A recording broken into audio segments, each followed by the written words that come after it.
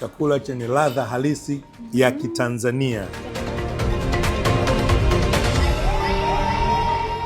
Na leo tuko pamoja na mkurugenzi mkuu ama mkurugenzi mtendaji wa Bodi ya Utalii Tanzania, Mr. Ephraim Mafuru.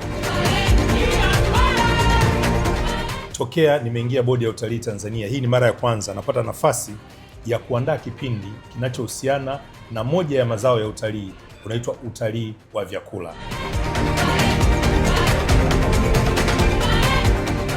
Chakula cha asili ni chakula ambacho tunatumia sisi wa Tanzania, ambacho tangu mababu zetu na enzi walikuwa wakitumia.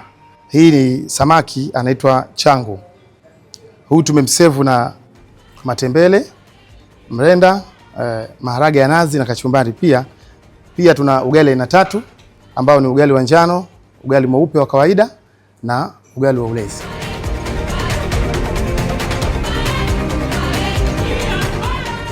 Kama wewe ni Mtanzania huwezi potea hapa tulipo, kwa sababu aina ya vyakula tunavyoviona hapa Mr. Mafuru ni vyakula ambavyo wote tunavifahamu. Na wote tumekuwa tukila vyakula hivi tangu utotoni mpaka leo, japokuwa najua tukisimama kukutana nao kubwani. Kabisa, tena mjini.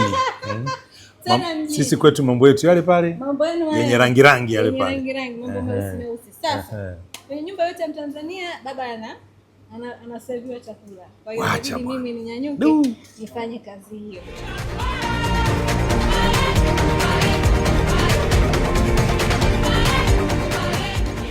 Enjoy your food. Bon appetit. Kwa kweli uchangu nimempenda. Anaonekana amefanyiwa marination moja nzuri sana. Ya kwanza amechomwa.